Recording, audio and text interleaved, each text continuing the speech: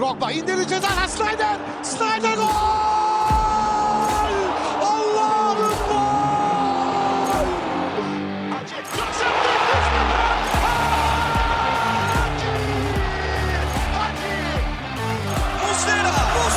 Muslera!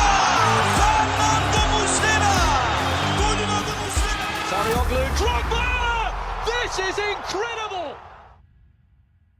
Merhaba and welcome to episode 23 of the Lion's Den, a Galatasaray podcast, done by the community for the community. Today, I'm your host Emre in place of Samet. After a mutiny, Samet was forced to walk the plank, and with unanimous decision, I have been placed as active captain. So with that said, let's give a warm applause to my partners in crime. We have from New York my neighbor Yasin. How you doing, Yasin? Good, brother. Chilling. I just have to say you guys did an incredible job last week. I enjoyed every single minute of those little intros that you guys had for every single transfer. I think it's my turn next, and it looks like I will be doing it for a name that I probably can't even pronounce correctly, which is Fredrik Midtsjö. So look forward to that next podcast. We'll do. We'll hold you on to that. We have our resident coach from the land of maple syrup and Tim Hortons. How's life been, John? Good. How do you know about Tim Hortons? You guys know about that? We know about it. Here. Whenever I hear Canadians talk about it, they say, at least we have Tim Hortons, because they compare it to Dunkin' Donuts. It's so much better. Emre, have you had it? I've never had it.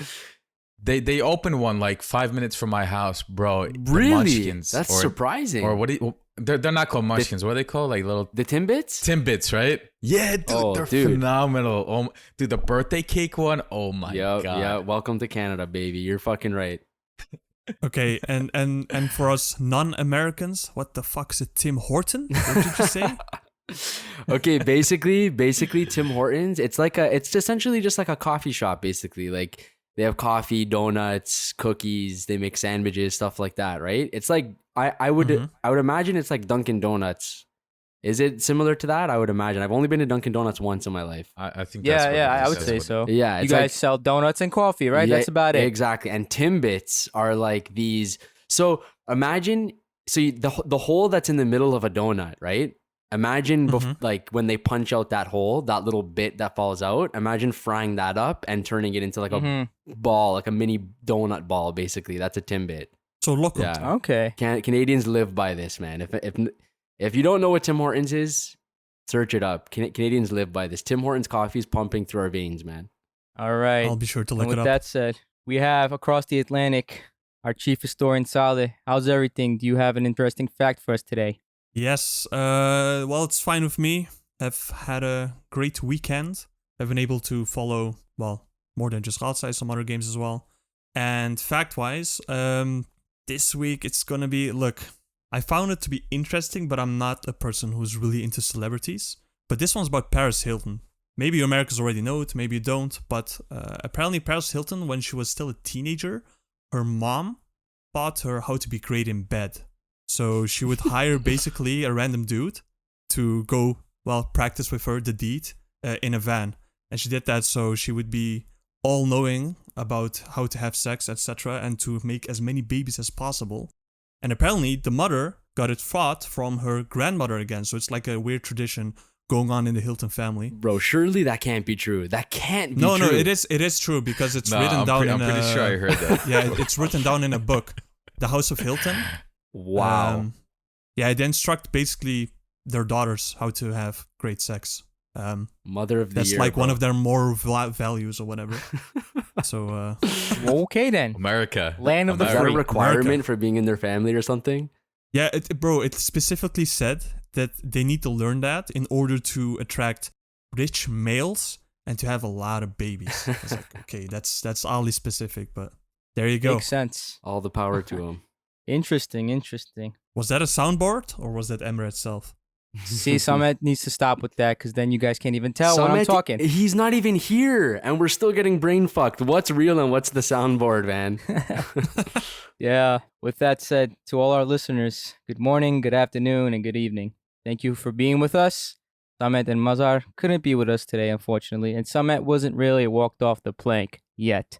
So, today, we'll bring you the latest news, events, and most importantly, we'll go over the most recent friendlies that we had with Kasımpaşa, Salernitana, and Fiorentina.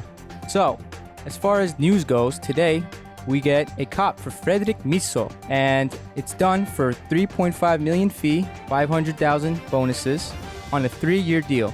Furthermore, we have news that Ali Akman is supposedly joining us on a loan. We have Evander, who seems to be on and off the radar. We have Nelson, who's reportedly may be going to Sevilla. We have Batuhan Şen linked with a move away to Fatih Karagümrük. And also, apparently, Batuhan Şen, Kazımcan Karataş, and Barış Alper Yılmaz are set to miss the first 2 league games because they're apparently going on a Muslim Olympic game or something like that. I'm not sure. You guys will have to explain that to me more after. And so then we have our friendlies, which was Kasımpaşa. We had a 2-1 win. Kerem, who assisted Seferovic, who scored. Then we had Salernitana game right afterwards, which ended in a tie. Seferovic scoring a goal and Olcan giving the assist. And finally, we had the Fiorentina game, which ended in a 2-1 victory for us, with Kerem scoring and Emre Akbaba scoring, and Seferovic giving both the assists. So lads, where do you guys want to start off? You can dive into Fredrik Midtsjö if you guys want. Fredrik Midtsjö, okay. You know, I'm interested to know what you guys think about this. This is a transfer where we don't really know what the, I guess, purpose of it is. We don't know yet if this is going to be one of our first team players, a starting 11 player, or if this is just a depth transfer. This is a player he can play both the 6 and the 8. In my opinion, just from what I'm seeing, although some people from, some journalists and some other people are saying that there's going to be another 6 that we're bringing in, I really have a feeling this is going to be a starting player. I really have a feeling. And it's like, maybe the club are trying to bring in another 6, but, they brought him in just in case they can't pull off that big name or that more, I guess, seasoned player. They'll still have him, right? So I don't know if you guys think, do you think he's going to be a starting player or is this just a depth transfer? What do you guys think? Well, go ahead, Sai. Yeah, I was going to say, for a player that we're going to pay 3.5 million for, including additional bonuses. Did we discuss wages? We didn't, right? Because we don't know it yet. Yeah, it's we don't rumored. know exactly. The last bit of news I saw, it was rumored that it was about 1.3 million yearly. Okay. So we'll see if that ends up being true. Okay, so if the rumors are true, the wages aren't actually crazily high. But I think the guy is going to start for us. This season, while we were expecting to have 4 Turks on the field, well, we don't need to do that anymore. It's only down to 3 now. And with Abdülkerim, Kerem, and Yunus probably starting, we don't need additional Turks in the field. So I'll assume he would start. He's 28 years old, has been playing very regularly for AZ in the Eredivisie. Even though he plays in my country, I don't really follow the Dutch league, so I don't know how good he really is. But from what I've read is that he is basically a workhorse and has been playing more as an 8 as of late than really a 6. So yeah, I assume he would start like right next to an Oliveira, for example. I think he would like be more of a Berkan replacement from what I see. That's that's what I see. So I mean, from the get-go, and I still do think he's going to be a rotation player because a lot of the big sources are leading us on to thinking that we're going to bring a proper 6, right? A big CDM. Okan Buruk said himself that they don't want to rush this type of transfer. They want somebody who's energetic, who can win the ball, carry the ball forward.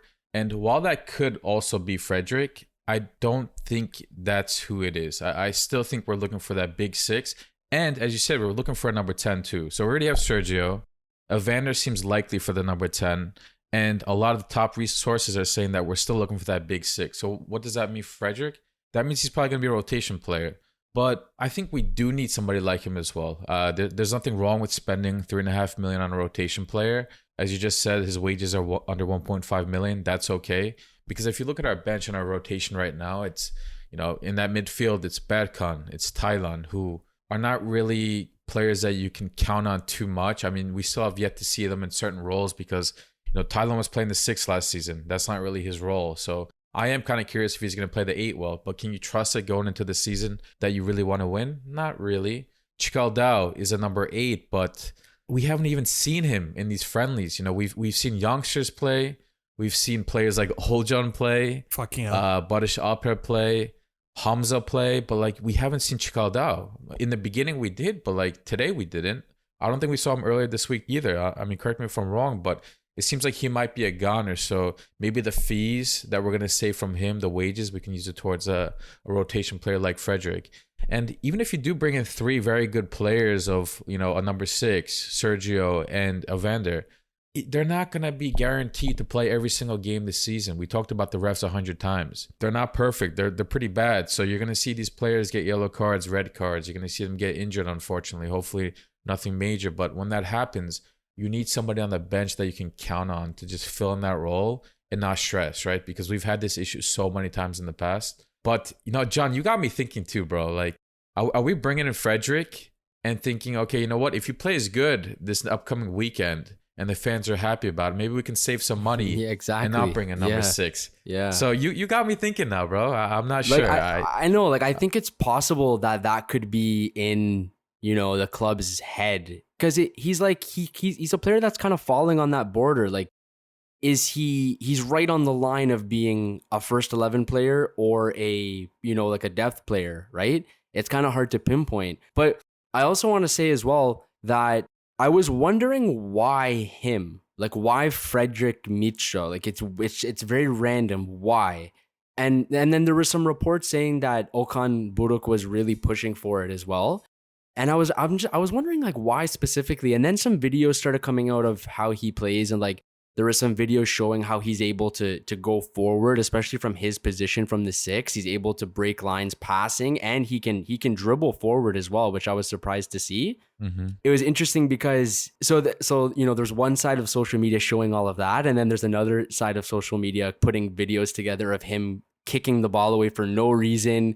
Kicking like literally 3-minute long compilations of him just passing the ball to the other team, making him seem like Thailand 2.0. Yeah. So it's like, you know, of course, I'm sure he's gonna make mistakes and things like that, but how bad is it exactly? I don't really know, but you know, I guess we'll see. So let me ask you guys this: what is the the odds of him actually us not getting a number 10 and using both Midtsjö and Oliveira as 2 8s and then a number 6?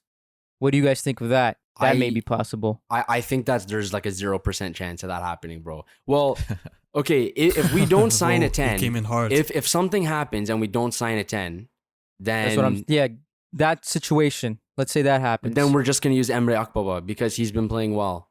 Yeah. And I don't know, you know, if people expected him to be playing this way, but I think he's playing pretty well. He's playing pretty solid. I can't really complain. Like he started almost all the friendlies, played all of them in some capacity, but I can't complain about him. He's been playing well and up to the level we know he can play. But even that, we still need a transfer, I think, in that position. But I have to respect Emre Akbaba for still trying. He still plays every game, fights every game. He's fighting for that position, even though he knows a transfer is probably coming. I got to respect that from the guy. But, you know, if a transfer doesn't happen, I can only assume we're going to be using Emre. The way you guys put it, though, is because Midtsjö sounds like he's not a 6 complete, you know, 6 in nature. He's not a complete 8. He's somewhat of a makeshift 6-8, you know, like a 7 or whatever you want to put it as, you know. Okay, so we're not gonna. Sorry, I just have to add to that real quick, Emre.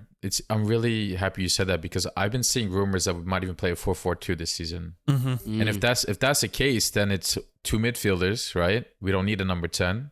I'm not saying we shouldn't bring one, but we don't need a number 10 per se. As long as you have 2 midfielders that can go up and down, box to box, or kind of take turns playing that 6 and 8 during the game. And you have Emre Akbaba, who could play that, you know, second striker. We're rumored with Ali Akman, who we'll touch on as well. But that kid can also play maybe a similar role. You have Sefo, who is playing, he's making assist after assist, and he's a striker. So I'm really curious how Okan Buruk is going to play. I've seen rumors of 4-4-2.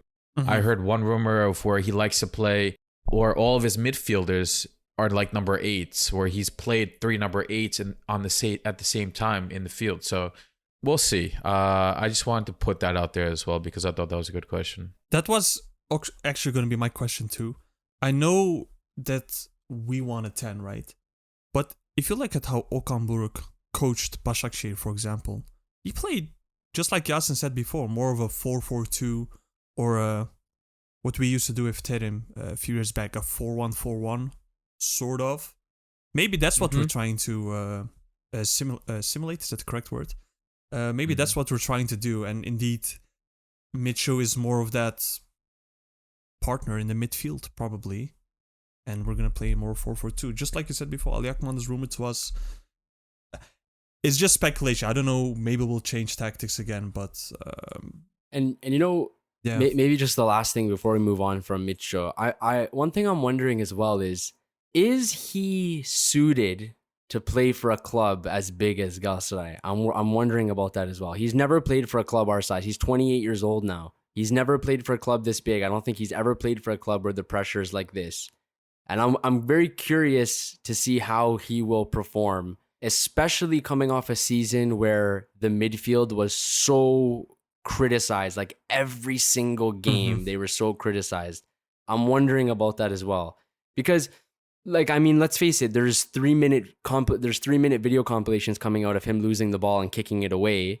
But I'm not saying that determines he's a bad player, but there must be something in that, something that he can make mistakes a little bit, you know, when pressured and I'm just curious, you know, playing in Turkey is so different. Playing for Galatasaray is so different. There's so many different pressures. I'm wondering how he'll respond to that.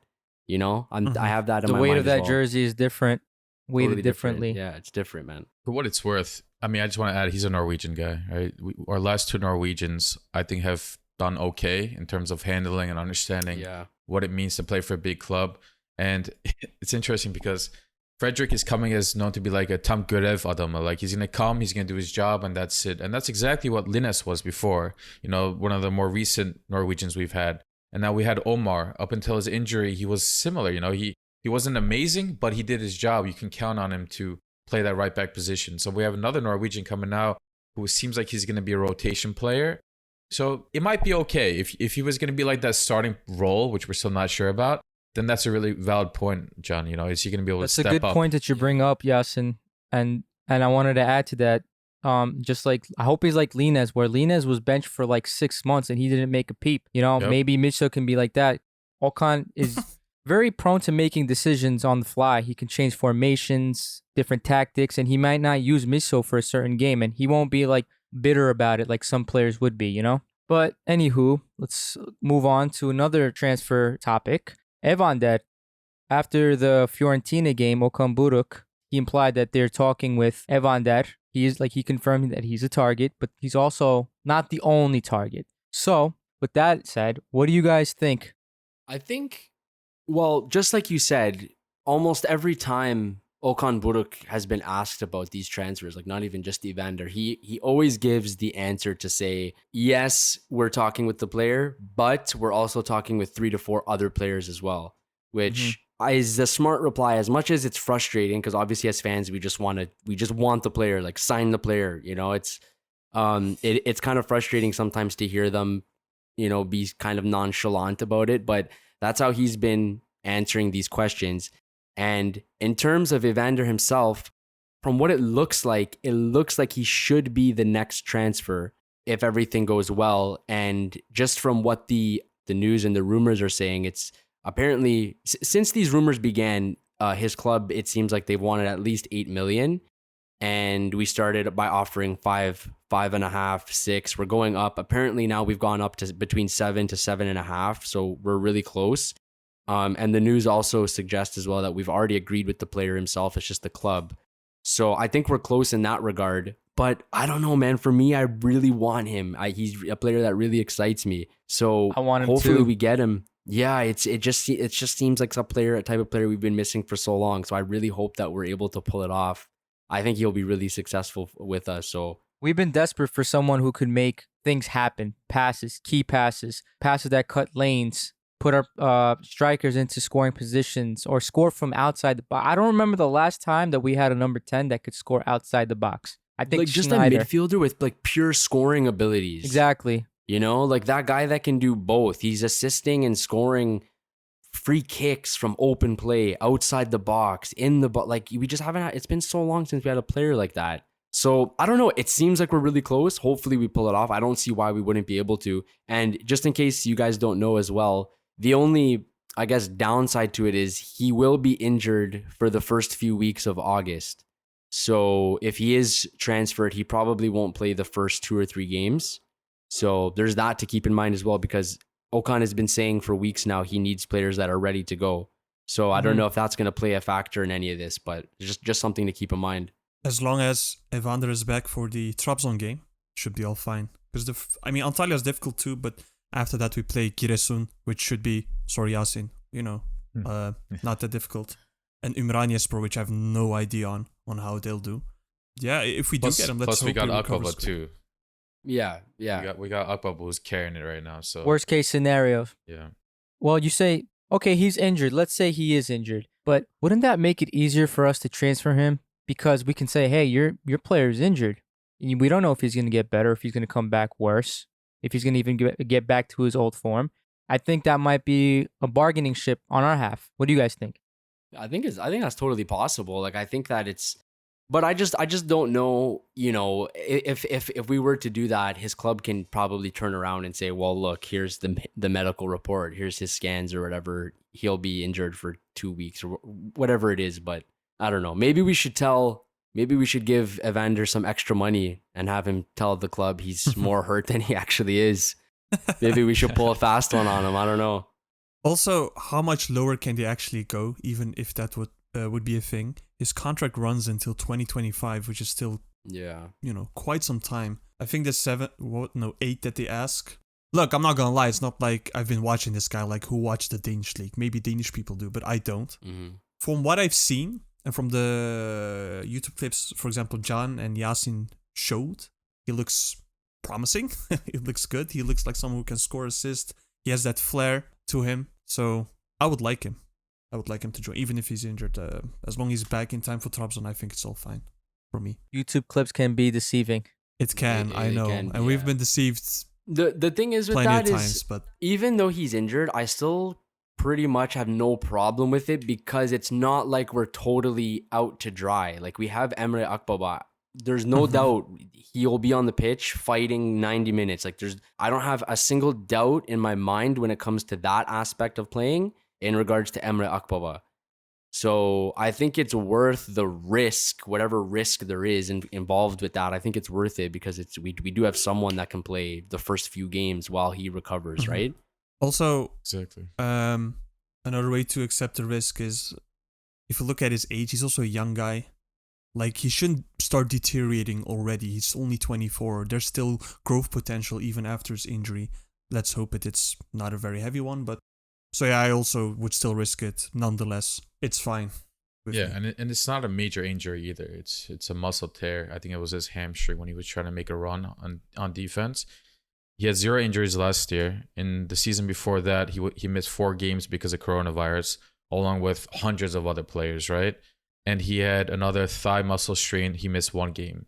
So until this injury this year, as a 24-year-old, he only missed 5 games, 4 of which were coronavirus. So that's fine. I'm okay with it. Muscle tears or something like that happens all the time. As long as we don't rush him back, if we do get him, it's fine. And like you said, we don't need to rush him. We have Emre Akbaba, who is playing great. Let them compete. Let him take on that role, because he's had a great preseason. I think, he's top 3 in our players who had the best preseason so far, along with like Yunus Akgün and probably Kerem. So he's fighting for that spot. And we have Sefo up top. We got Kerem and Yunus on the side to score. That's not as much of a priority as I think like a number 6 would be. And it's good that we got Fredrik to take over that role. So I'm fine with the timing. I do want him though, just like the rest of y'all. We've been rumored with other number 10s too. Some of them a bit older. It's good to see a little bit of a mix now, because we have Sergio who's 30, Fredrik who's 29 or 30. A 24-year-old is what we should be doing right now, because just look at Marcal, right? We brought him in at a young age. If Evander has another good season or 2 with us from the get-go, we can sell him before he's 27 years old with good value. That's the type of moves that we should be doing, mixing the age bucket a little bit. Because Evander, another thing that's unique about him and his history is he's had big clubs interested in watching him before. I think before he went to his current club, FC Midtjylland, there were other clubs that were looking into him. He's been on the radar of other clubs. And with these type of players, they go from club to club, but these big clubs, they keep track of him.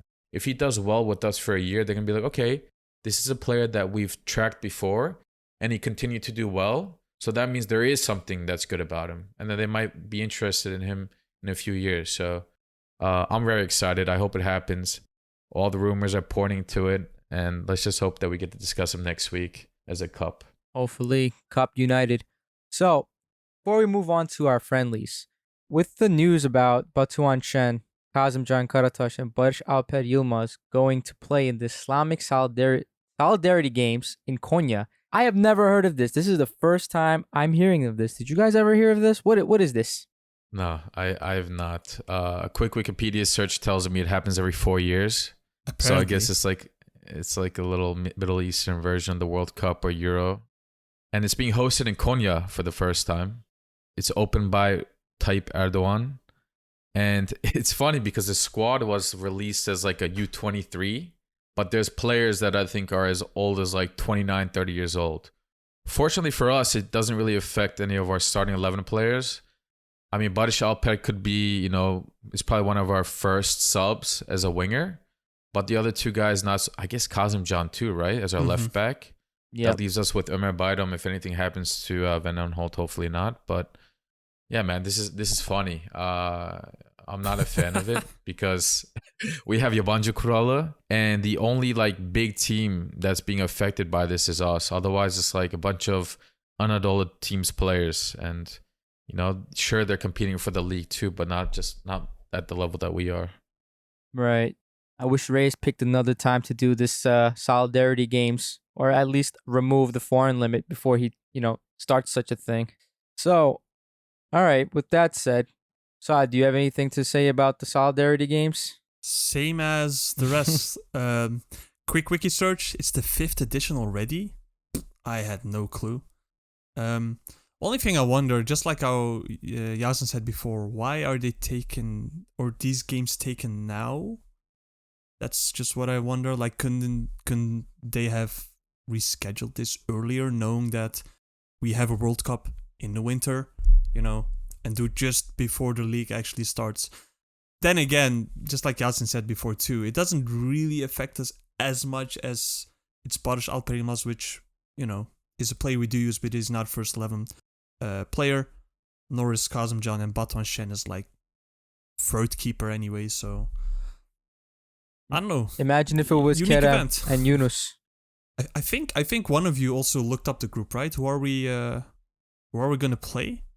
I think the Senegal, and who else? Yeah, I have the group. So the group is Turkey, Cameroon, Algeria, and Senegal. So, I'm just saying, those guys that are going, just expect them to come back on crutches, maybe even a wheelchair. All right? That's all I'm saying about that. Oh, man. They should probably pull a Avcı and play all their C players, or just get out the damn league itself. What a weird competition, man. Yeah, and the timing couldn't be any worse. Exactly. And I thought it was just football, but it's like a mini, Olympics. And they do all types of stuff. Apparently, Yasin did say we're the most successful country in this. So woohoo to us, but something we're finally good at. Awesome. Putting that 80 million plus, population to good use finally. Besides making kebab, we're also good at the Islamic Olympic Games. Seems yes, about time. Alrighty then, boys. Let's move on to the friendlies. The past week, we had, again, Kasımpaşa, 2-1 win, where Kerem and Sefo scored. And then we had Salernitana, 1-1 tie, Seferovic and Olcan assists. And then we had the Fiorentina game, 2-1 win, Kerem and Emre Akbaba score, both assisted by our new transfer, Seferovic. Seferovic is on fire right now. Yeah, four goal contributions in, 3 games. So what more can you ask for someone who has no legs on paper? I'm super proud because I was tasked with, providing the, story on him. So, gurur. So what do you guys think, looking from a macro perspective of how we played, how Okan played these games? What do you guys think? Let's start with John. Yeah, so I mean, just even before I dive into how we've been playing as a team and stuff, I think Seferovic is, obviously seems to be playing out of his skin. And I have a feeling a lot of that has to do with the questions about his health and, everything before he was signed, including me. Like I was a huge critic. I thought that he wasn't going to do that well because he was going to be injured most of the time. And the season hasn't started yet. I don't know what's going to happen. But just from the way he's playing now, it seems like he's a bit motivated to show people that he still can play. He still can score. That one season, last season that he was injured for like 90% of doesn't define him as a player, right? And that starts us with the Kasımpaşa match. And, well, first of all, Kerem, another conversation. He's just been scoring worldies. He's been playing amazing. So like you mentioned, Emre, he scored and Seferovic scored in that match. It was amazing to see Seferovic score in front of the fans. And you could see how much it meant to him as well in his celebration. That was amazing to see. He did the üçlü after the match as well, which was great. So what do you guys think about that? Well, that was sick seeing him score in front of the fans like that. No, first game. And keep in mind as well, I think Samet or someone, I think maybe we posted on Twitter as well. They were drawing those comparisons when he was at the airport with the fans doing the üçlü and stuff. There was the comparisons with Falcao. And then just like Falcao scored his first goal against Kasımpaşa, Seferovic did the same. So that was sick, I thought. What did you guys think about that? Yeah, that comparison, it was a very interesting tidbit. Both of them scoring against Kasımpaşa. Only thing I hope is that he doesn't end up being the next medical Falcao. That's all I ask. Yeah. I'm on the same boat as you, John. Before he came, I had a lot of question marks in my head. Like he had, injuries on injuries before he came with Benfica. But I said to myself, maybe if he can get past those injuries, maybe he stays, on top of his game, he can be an extremely good asset for this team because we are severely lacking strikers that are involved with our midfield. And Seferovic seems to just be doing wonders right now, connecting our midfield with our wingers, just being that piece to the puzzle. Yeah. What do you guys think? What's thoughts and consensus on that? Yasin, what do you think? Yo, so y'all thought of Falcao, right? I thought of Drogba. Do you remember Drogba's first goal? He subbed onto the game. The header, no? Yeah. It was a header. He subbed on, went in for a cross, scored his first goal as a header. Yeah. Sefo took 6 minutes to score, and he was thrilled. And in front of the fans, what better way? But one thing that I really like about Sefo so far is his attitude on the pitch. Exactly. This guy just joined a team full of youngsters. After finishing 13th place, you would think like the mood is not right. He's on loan, that he's not guaranteed to stay here, right? It's a 1-year loan with an option for purchase depending on a certain clause if we meet it. So his future here is not even guaranteed, but he's playing like he's been here forever. Not just with like how he handles himself on the field, it's how he responds to his teammates. Somebody tries making a cross, a pass, his hands are in the air applauding the attempt, even if it's not good. And he's there when the team is hugging it out after a goal or whatever. He's there, he's present, and I love that. That's what this team needed, and we're seeing that, right? Team players, that's what Okan wants. People who are going to be there and present and make sure that that they're involved with everything. And speaking of involvement, his assist, right? He's not there to just score goals. He's there to set people up too. And I'm sure he's feeling lucky as hell that he has Kerem on one side and Yunus on the other. He not only is he going to get fed from them, but he's always going to have them making runs in. So it's just going to help his statistics, right? As a striker, of course, you want to score, but you want to assist as well. And what better people to have than Yunus and Kerem on your side? So I'm glad so far. Y'all called it already, right? Last week and the week before that. As long as he stays healthy, he's going to be a great transfer. Yeah. So far, he looks good. Every time he falls on the ground, of course, we get a little bit worried, right? Is he going to stay there or not? But knock on wood, hopefully he stays that way, stays healthy. But it looks like we're going to bring another striker, so he's going to get a little bit of competition. But so far, he looks like the main striker, and I'm super happy with him. I like his attitude and everything. I think with his attitude and body language and everything, I think we can see, I guess, the appreciation he has for a club like Galatasaray to take a risk on him after that season he had, right? Because let's face it, he's not really the most attractive player for a club that's in dire need of a striker like we were. He's not really the most attractive option just because he was hurt for 90% of the year, right? So I don't know. I think that body language and everything, I think it just comes from his appreciation on us taking a risk on him, showing up at the airport, embracing him, putting the scarf around him, embracing his family, stuff like that. And those things are just, it's a total match made in heaven. Like for a player to have that sort of appreciation and motivation, I think that's what we're seeing now. And everything he does, man, just like you said, Yasin, applauding his teammates. And he's just, you can tell the maturity and like experience he has when he plays. Like not only the decisions he makes on the pitch when he has the ball, but just like you said, his attitude, he knows how to play for a big club. He's been doing it forever. It's just, if he can stay healthy, man, I think it'll be a really, really awesome transfer. So yeah, like you said, knock on wood, man. I hope it goes well for him and for us too. Inshallah.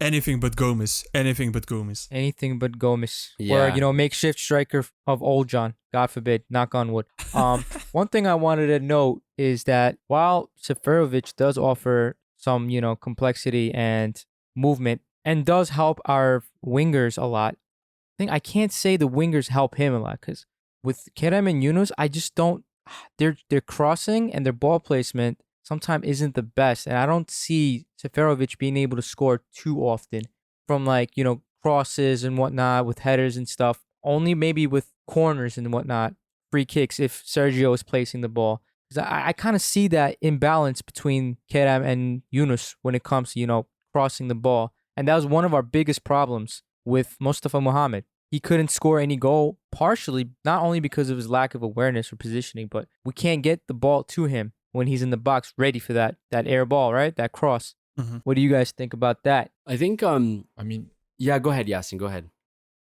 I agree with you, Emre. Yunus and Kerem are not known to be good crossers, right? They're not going to be the one that's delivering crosses from the sideline in for an amazing header. But I think they're both very good at still finding those passes inside the box on the ground, right? Yunus was known for this. How many assists did he have last season to Balotelli and all of his other teammates? There might not have been crosses in the air, but he's an inverted winger. So he makes his way in and he finds that pass. I think, one of our earlier friendlies, he got the ball on the right side, dribbled, went cut in, and then laid off a pass to Gomez with the outside of his left foot. Yasin, he also, you're absolutely right. And he also, just a note, he did the same thing with Emre Akbaba, I think 2 games ago or 1 game ago. So exactly what you said, Yunus is very good at that. Exactly. He's very good at that. Kerem, same thing today. Kerem's a different situation, and I request patience from us and other fans too. Last season, Kerem had to kind of carry us, right? We didn't have a proper striker. The other side of the wing was not that great. We didn't have a proper 10. So Kerem had a lot of weight on his shoulders to kind of carry this team. And he did that along with Nelson and Marcal. The 3 of them carried us. They carried us at 13th, but they also carried us to, a very good group stage and then to almost knocking out Barcelona in the Europa League. They did well. But Kerem is now, obviously, he's going to get some of that burden off his shoulders. Hopefully a proper 10, Seferovic, and then now Yunus on the other side. Just today in the Kasımpaşa game, I guess we'll discuss that in a little bit more detail, but he got the ball on the left side and he laid it off with his opposite foot, which is the left foot, right to Seferovic, which honestly Sefo could have done better on that position. It was kind of a weak shot to the goalie, but he finds those passes inside. And fortunately for us, Seferovic is not that type of striker that you buy in and you hope that he's going to get delivered, a million crosses. Seferovic can still finish the ball if it's at his feet. Once he gets more accustomed to that, of course, but he's an all-around striker. As for the crosses, maybe it's changing the subject. You guys should continue on this topic if you want, but like Sergio and his crosses today in the Kasımpaşa game, beautiful, like 10 out of 10. He knows how to deliver that ball. And if we get another guy like Evander who knows how to do the same thing with the set pieces, we'll kind of balance it out, right? Balls at the feet, but also in the air. So I'm not too worried about that aspect. I only ask because I just have ton of flashbacks to last season where there would be a bunch of teams that would score, but then right after they score, they all park the bus into the box, and like you can't really go through them or you can't pass the ball into the box. You kind of have to throw it over and have someone head it in. And then I just remember all those crosses from like Ömer Bayram going from one side to the other straight into, our right back. And then he crosses it back to Ömer Bayram, and it's just like a never-ending, painful, God. Horseshoe of death. Exactly. And so that's why Kerem couldn't cross it. Feghouli wasn't playing. And so that's one of the biggest concerns I have is I want this team to be balanced. And my main thought was, will they bring in someone that can do all of that? Because Feghouli was a really good crosser, but, he started to fall off after his first 2 seasons. You guys think maybe a Feghouli type player, but maybe younger, might be the move to balance it out? I'm not sure. I think we will have success with Kerem and Yunus. I would be surprised if that failed. But and maybe this is a good way to transition into just how we've been playing as a team lately. But it seems that both Yunus and Kerem have the freedom to play wide, to come inside with the ball. They seems like they have some freedom in that regard. Both of them can score as well. That's not, we've already seen what Kerem can do. He's been scoring bangers in preseason already. Yunus has scored a banger already. He's come close to scoring a bunch of other times. So it seems like they have some freedom in that area to play if they want to play out wide and crossing, or if they want to cut in and shoot, or if they want to try to play that pass on the ground or in the air for the striker. But I think maybe if we can just slightly change gears, I think that the biggest change in the way we've been playing, maybe if you even want to call it an improvement in how we've been playing, is how we're looking to always play forward, how we're always looking to break lines, how we're always looking to drive at teams, which is a total opposite of what Torrent was trying to do. Like Torrent, we're a bit more trying to be a bit more patient, trying to set up a bit more, keep possession, patience for the opening to play the ball through. But with Okan Buruk, and what Okan is doing is much more aligned with Galatasaray philosophy and how we've always played football. It's a lot more aligned with that than what Torrent was trying to do. But I see that as the biggest difference. It's the way when we win the ball, how we're trying to go forward, and how we're attacking is such a big difference for us as well. So it's fun to watch. Hopefully it works as well. We need to have the players for that, which I believe we have 90% of the pieces for that already, maybe just a few missing things. But do you guys see that as well? Can you see that change in how we're playing and how we're attacking? Do you guys notice that as well? For me personally, I've noticed that there's definitely a system in place that you can finally see being implemented. It's because the team's trying to play the same way regardless of who's playing, right? Like with the Salernitana game, you didn't have the A team. You had a bunch of, bench rotation players, but they were all trying to play the same type of game that they were playing against Fiorentina with the full squad. We can say basically our A squad. You can take anyone out and put another in, and we'll still be playing the same type of game. Definitely a bigger change than what Torrent was trying to do. He's trying to do that, hold the ball, tiki-taka our way into the box, and then score. Whereas Okan playing way more direct, long balls, find openings, put the ball there, let our boys run, get it, cross it in, bada bing, bada boom, score. And so quick transitions. Quick transitions, being efficient with the ball. It's not all about, ball possession for him, which I like. I like that. Having the ball all the time does not mean you're doing good. But yeah, what are you going to say, Sai? You wanted to say something? Not necessarily. I was more so just going to add on the fact that, like John said before, we do play differently. We play more directly. Our transitions are quicker. We've seen before how it would be like 3 of our attackers, I don't know, Mustafa, Kerem, someone else on the right, Barış versus one defender, and they still couldn't finish it. I don't think we'll have those problems as much right now as we go forward a lot quicker. That's about it.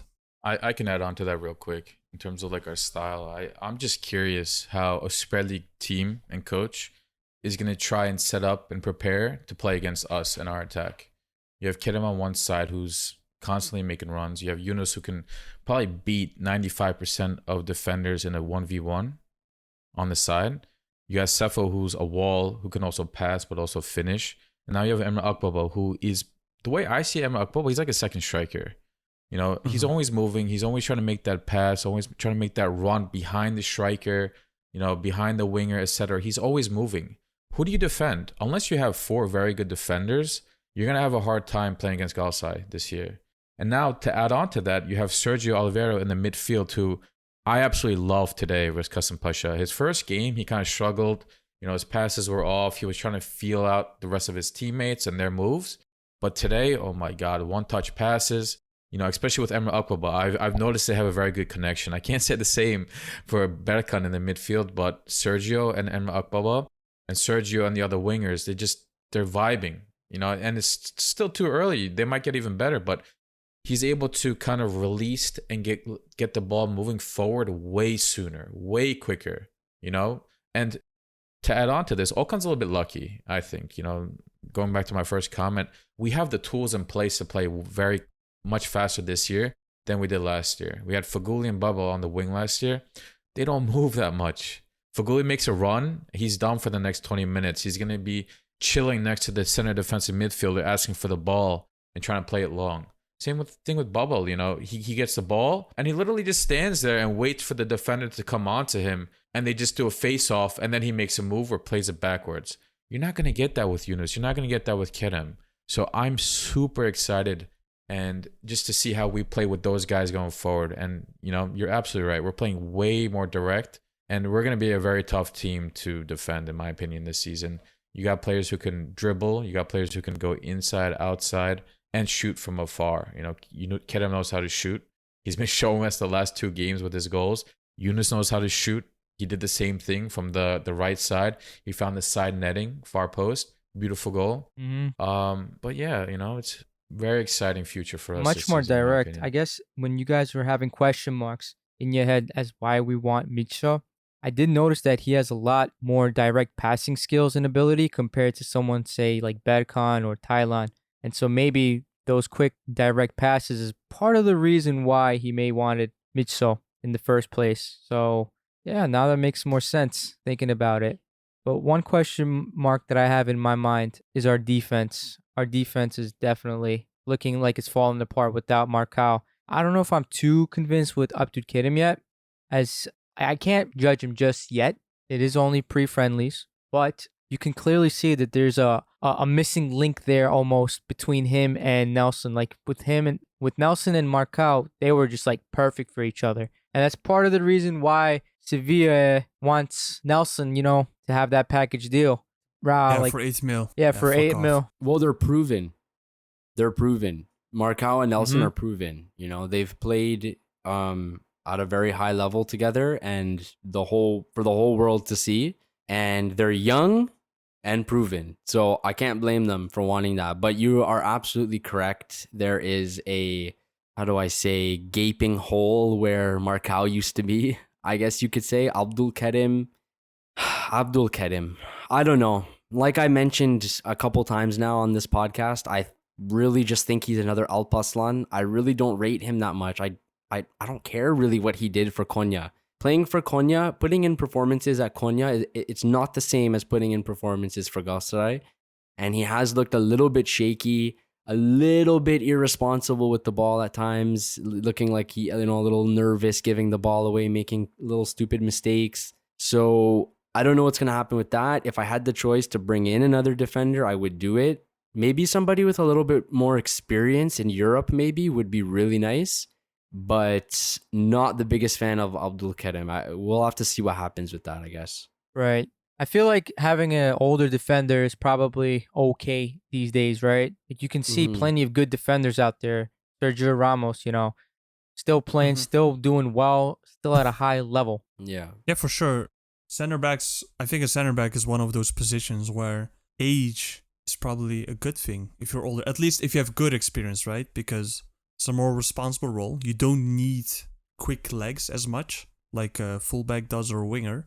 So yeah, age bracket-wise, I think Abdülkerim has the right age, or just a good age, But just like John said before, look, from the games I've seen, I don't think we're necessarily horrible in the back. Like, I still think, in the league at least, last year, looks kind of the same, but at the same time, again, the league, right? Europa League, we're a different beast, but just in the league itself. But right now, that's just missing something. I don't feel as confident right now. I don't know what it is, because it's not like we've conceded 6 goals from Tuzlaspor. We've only conceded 1, maybe 2 at most. Maybe the backline just has to get accustomed to each other. We have a new fullback on the right. Hopefully he comes back quickly in Dubois.